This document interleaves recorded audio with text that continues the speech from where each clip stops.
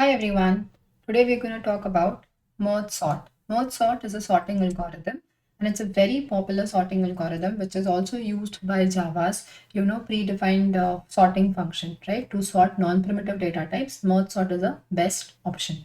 Second thing is based on merge sort, the questions which can be asked in the interviews will be mostly from medium to hard level. All right. So it's very normal that sometimes interviewers will simply directly ask you to code the merge sort implementation, where you'll be expected to walk them through what are the different steps of merge sort, right, and write a clean code. Okay. Other than that, you're also expected to understand what is the time and the space complexity for Mozart. And then there are certain questions, whenever you get any hard level questions which are based on Mozart, are basically an application of Mozart technique to solve those questions. So we're going to look at both of them in this series. All right. So let's start with the Mozart algorithm. Okay, so a merge sort algorithm actually belongs to it's one of the application of this divide and conquer approach. So you must be aware of that in algorithms we have different techniques by which we can solve some complex problems like divide and conquer, greedy algorithms, and dynamic programming, and so on. All right, so there is one approach which is called as divide and conquer, and there are certain algorithms or certain problems which you can solve using this technique of divide and conquer. Now, what is divide and conquer? Let's little bit understand what divide and conquer is, and then we'll come and talk about Mozart. So, divide and conquer is nothing but that algorithm technique in which if you can divide your main problem, let's say you're trying to solve a problem for, so the problem name is P and you're trying to solve it for a size of N. All right. In divide and conquer, you can apply a problem, apply this divide and conquer technique to solve the problem P if it is possible to divide this main problem, which is of size N, into might be two or more subproblems. If somehow I can divide this into two or more subproblems, then it is possible, I can apply the divide and conquer technique. So in divide and conquer, the first step is dividing. And the second step is conquer. All right. So what this algorithm does is, let's say if I divide this problem into two parts, one part is n by 2, another part is n by 2. So how many subproblems I have? Two subproblems. Now this algorithm says that you have to solve this problem for a size of n by 2 and get a solution. Let's say the solution for this is S1 and solution for this part is S2. So this is what we have obtained the solution for subproblem, which is now n by 2, right? And another subproblem, the other half, which was n by 2. In the step of conquering, okay, what we are doing is combining the solutions, right? So we have two solutions here, right? S1 and S2. We have to combine this S1 and S2 solution such that we get a solution S, which is actually the solution for the problem P, which was of size n. Okay, so divide and conquer is a technique in which you divide the subproblems into or more you divide the main problem into two or more subproblems, and you solve the subproblem individually, get the solution, right? Finally, when you get the solution of all the subproblems, you're going to combine them into one main solution, let's say S, which is going to be the answer to your main problem, which was of size n, right? By doing so, it becomes easier to solve a complex algorithm.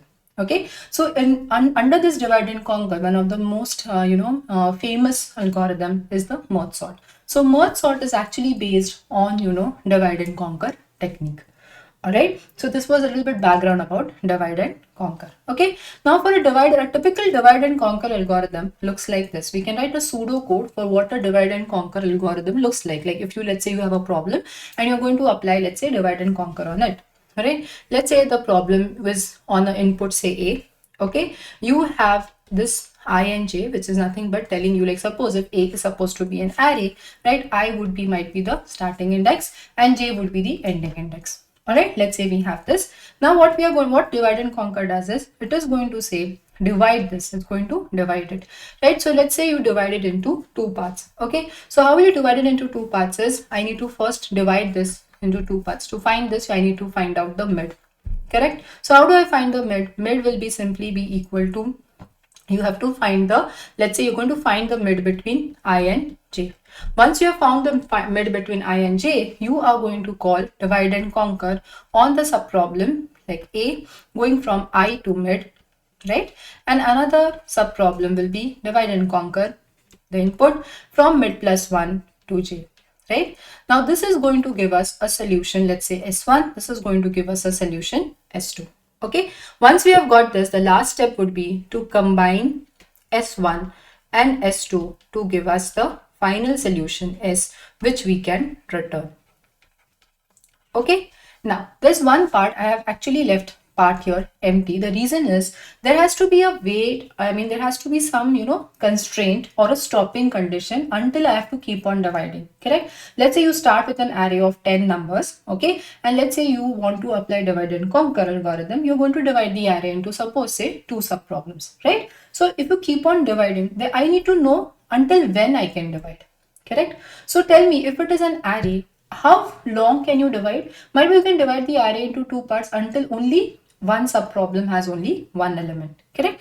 After, when your subproblem has only one element, you cannot divide it further, correct? So this is basically going to be my kind of the stopping condition. So I'm going to say, if the part from I to j, right, the subproblem which I'm dealing from I to j, if it is very small, I can simply return the solution for it, right? Might be whatever question you're solving, you know what the solution for it if the part is very small.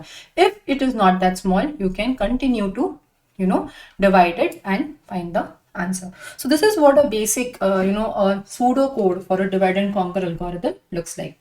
For people who already know recursion, if you can look at this, this is actually a recursive solution, right? In other words, whatever divide and conquer algorithms are written, mostly they are written with the help of recursion, right? Because it is a perfect candidate for recursion. What we do in recursion also, we have a base condition, which is basically a stopping condition. You do not no more call any function. There's no more function call in base conditions, but rather you simply return a value, correct? If this is not a base condition, what we do is we might be doing a function call by, dividing the input into smaller parts, right? So this is exactly, so to divide and conquer, we basically use what? Recursion.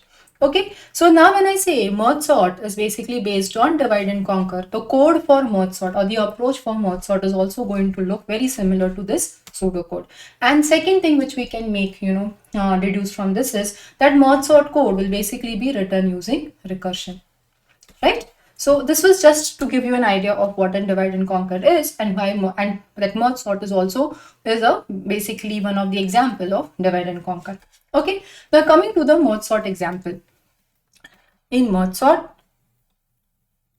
okay, we are going to, for merge sort, we are able to understand merge sort, we need to know two concepts. Okay, so let's talk about these two concepts first, and then we will talk about the merge sort algorithm, just to make you understand better.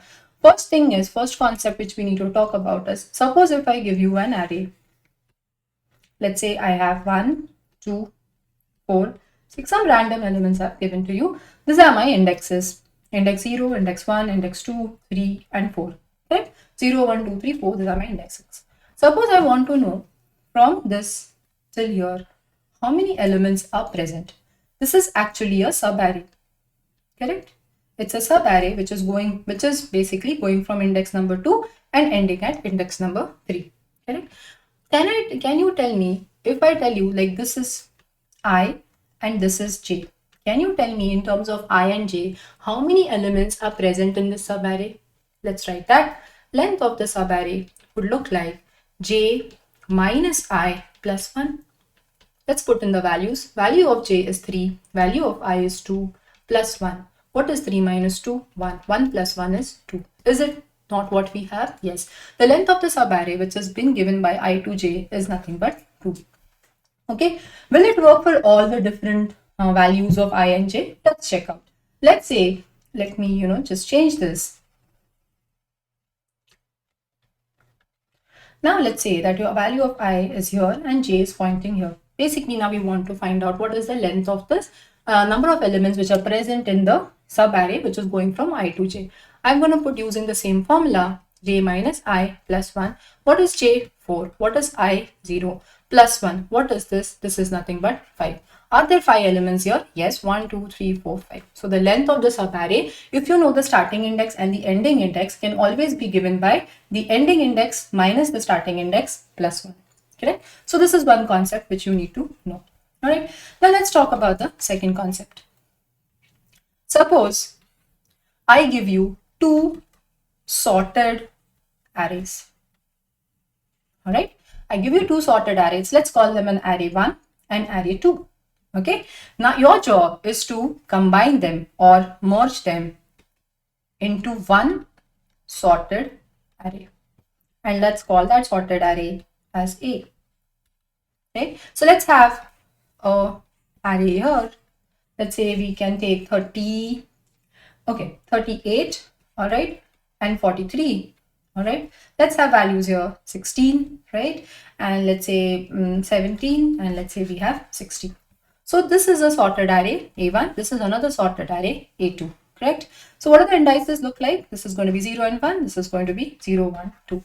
What are we interested in is basically a merged or a main array A, which has elements of both A1 and A2. What is the size of A1? 2. What is the size of A2? 3. What will be the size of the combined array? 2 plus 3, which is 5. So that will be 0, 1, 2, 3, and 4. Right? So basically I'll have how many elements? 5 elements. 1, 2, 3, 4, 5. Right? So how are we going to fill up this? How are we going to solve this problem? Right? Can we apply, two-pointer method here? What do you think? Can we apply a two-pointer method? Let's say I is the starting index of the first sorted array and j is the starting index of the second sorted array, right?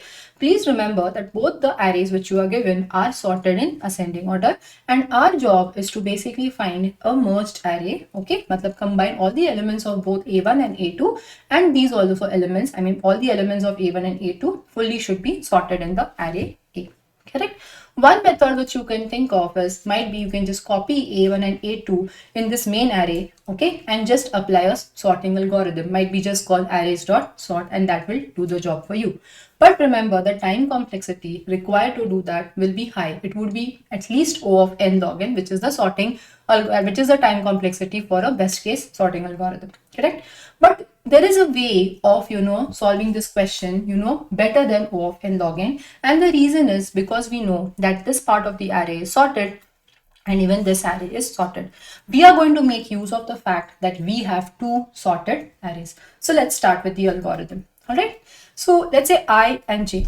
Tell me between I and j, which is the smallest element? Because in A, I want to basically arrange the elements in ascending order, right? Sorted, but more specifically in where? In basically ascending order. So between I and j, which is the, most smallest number? 16. So what should I put here? 16. If I am adding 16 here, I should increment the value of j. Why? Because 16 has already been taken care of. That means already added into the output array. Correct? So now I have to compare 38 and 17. Tell me, should I increment my value of I? No, because we have still not made a decision of 38. Correct? When I say I'm making a decision, that means that if you have decided that this is the smallest array and you have put it into the output array, right? Once you put it into the output array, means you no longer need to worry about that element. All right. So now between I and j, what is the smallest? 17 is the smallest. So this will be added to my output array and j gets incremented. Now, what about 38 and 60? Which is the smallest? 38 is smallest. This will be added into my output array and I will now get incremented. 43 and 60, which is the smallest? 43 is the smallest. I gets incremented. What is this? I is now pointing to index number 2, which is nothing but the length of the array. Whenever I is pointing to the length of the array, that means that we have actually, been able to fill up all these A1 elements are been now present in my output array, right? When your I index reaches the length of the A1 array, that means all the elements which are present in A1 are actually present in my output array. And as you can see, 38 and 43 both are present in our output array, correct? What about A2? Right now, we still have one element which is yet to go. Correct? But can I compare j with anything? Like, can I compare 60 with anything? No. Do I need to compare? No. I know that all the elements which are present in A1 have already been put up in my output array. Whatever elements are remaining in my another sorted array, they just needs to be copied as it is in the same order to my output array. Like for example, if I even had one more element here, 70, right? This also would just be added to my output array after 60. Why? Because this array A2 is already sorted. So whatever elements are remaining needs to be simply added back to my output array. How much time did we take? We just took a time of length. Suppose the length of this I1 array is n1 and the length of this array suppose is n2. The total time we took is n1 plus n2. The reason being we actually visited every element of these arrays only once, and total elements which are present in both these sorted arrays were n1 plus n2. So the total time I took was what? N1 plus N2.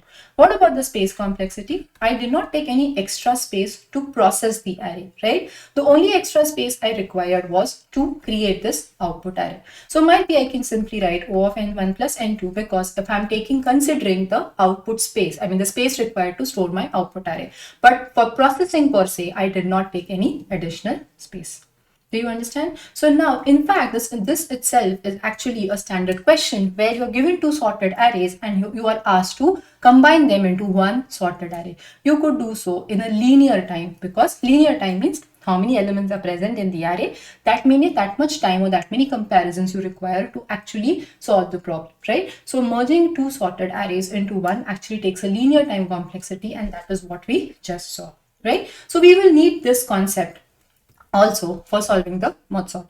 I just a quick revision. The first concept we require is, given any starting and ending point of a subarray, you can find out number of elements which are present in the subarray by simply using a formula, the ending index minus starting index plus 1. Correct? Second thing is, if you have two sorted arrays, how can you convert them into one sorted array? With this information now, let's talk about the main algorithm, which is mod sort. How do you actually apply these two techniques along with divide and conquer to actually get a sorting algorithm which is called as a mod sort?